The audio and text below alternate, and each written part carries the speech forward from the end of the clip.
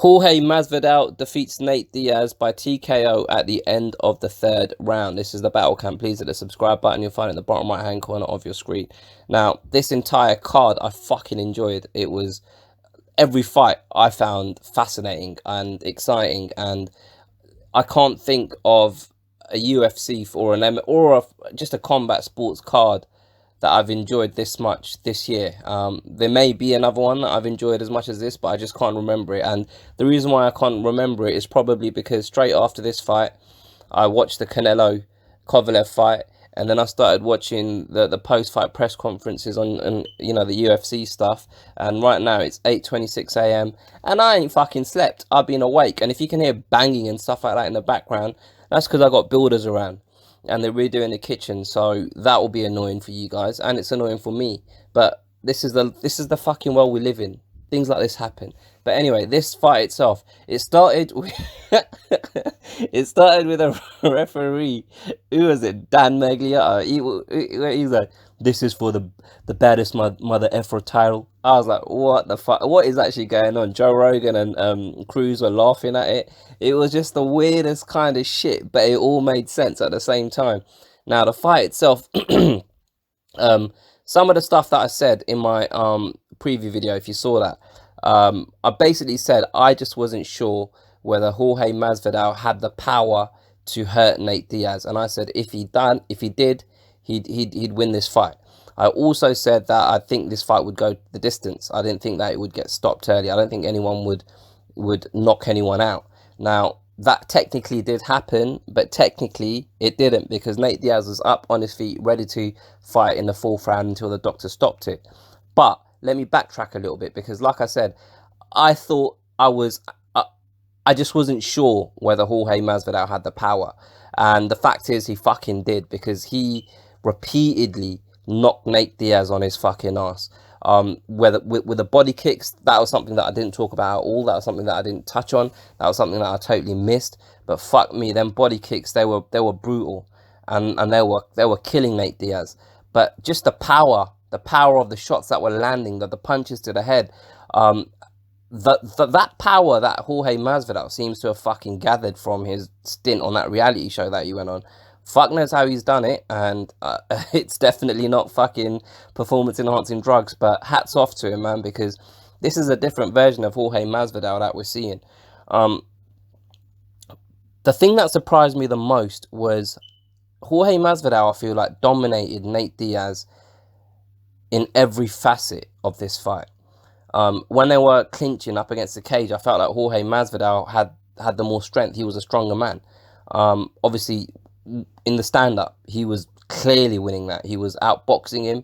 He was hitting him with the more powerful shots. I don't even think Nate Diaz really hurt Jorge Masvidal. Jorge Masvidal just put on a masterclass. He done to Nate Diaz what nobody has done to Nate Diaz. I know Conor McGregor in the rematch, he put Nate Diaz on his ass a couple of times, but I don't think he hurt Nate Diaz the way Jorge Masvidal did. Now, when I was talking about Jorge Masvidal being able to outmuscle Nate Diaz in the clinch and against the cage, which is somewhere where I thought Nate Diaz had an advantage and Nate Diaz would make that tell in the fight, that may be down to the fact that Jorge Masvidal hurt Nate Diaz within the first, second, third minute of the first round. And after that, maybe Nate Diaz just didn't restore back to his normal self. Maybe he was still feeling the effects of that, because it wasn't just the fact that he knocked him down and it was a sustained kind of beating, ground and pound. I think the first round is where he landed the head kick as well, like, so he hurt him with I think it was a left hand, and then he hit him with a head kick, and then it was ground and pound, and that's where the two cuts came from. It was the first round. The way the fights were stopped, obviously, that was very, very, very disappointing for me as a fan, for all of you guys as fans as well. But I get it. I don't hold too much of a grudge against the referee, because we're very good at, as fans, getting angry at doctors for stopping fights. But then when fighters sustain serious injuries, we're very good at moaning and saying, why didn't the doctor stop it? Why didn't the corner pull the fighter out? Do you know what I mean? Like, he's just doing his job. Obviously, he's not a fighter. He doesn't know Nate Diaz as a man. He doesn't know what Nate Diaz is capable of. He doesn't know what Nate Diaz has been through in terms of previous fights. He doesn't know that Nate Diaz has got this scar tissue around his eyes, and maybe it's his job to know that. I don't know. But the fact is, he saw a massive cut above Nate Diaz's eyes. Now, I thought the rule was basically, if the cut is is making it difficult for the fighter to see because the blood's flowing into the eye, that's where you stop the fight. It didn't seem like that was the case for Nate Diaz. It didn't seem like his vision was being obstructed by the blood. But at the same time, that was a nasty cut. Personally, I don't think the fight should have been stopped. But I'm not going to hate on the doctor for stopping the fight, if that makes sense. It was very disappointing that it stopped there, because I don't know whether it's just me wanting to see a more competitive fight. I felt like Jorge Masvidal may have been slowing down a little bit by the end of the third round. And when Jorge Masvidal sat down on the stool, when I saw that, the way he sat down, I felt like, fuck, is he getting tired? Is he getting tired? And then we just never got to see whether that was true or not. But at the same time, it could have easily have gone the same way as the first 3 rounds went, because Jorge Masvidal dominated Nate Diaz. Let's not kid ourselves.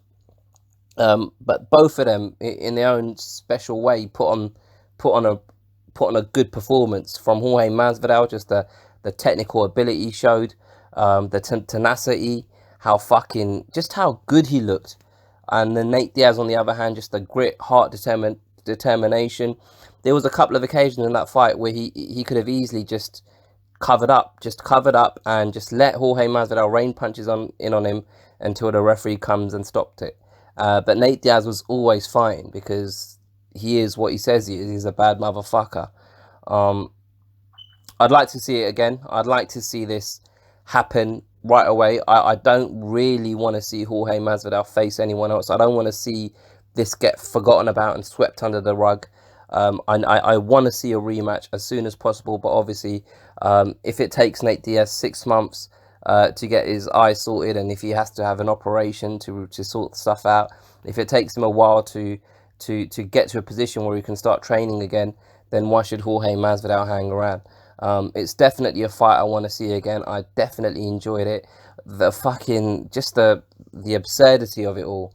We're literally I can't believe, like, we're just sitting here saying, oh yeah, it's the baddest motherfucker title. Like, Joe Rogan said it, he actually said the F word in commentary. Like, he actually said fuck in commentary. Like, who would have thought, like, a few years ago that this would be the case? Like, and just the occasion and the sense of the big fight feel, and it was for this, quote, bad motherfucker title. But it's not about the title. It's about, like I said in my preview video, these are the 2 realest motherfuckers in the game. And it's just about recognizing how much these guys have done for the sport, and just the impact that both of these men have had on MMA. And they've done it through what they do in the octagon, in the cage, and they've done it through just their personality, because they're real to themselves. And that's why me, as a MMA fan, I love watching them fight. I love watching them perform. I respect them, and I fucking enjoy just watching their press conferences and interviews. If you haven't had a chance, check out both of their post-fight press conferences, especially Nate Diaz, man, because you could just see him wearing his heart on his sleeve, just kind of processing this defeat and how it happened. And he wasn't even hating on Jorge Masvidal throughout this whole thing. One of the things that I've enjoyed about this whole fight is that throughout the whole process, they haven't hated on each other. They've just been respectful, but it's still been a good build-up for me. Yeah, I suppose that's really what I got to say, man. Hats off to Jorge Masvidal. He did an amazing job, man. I honestly didn't think he had that in him.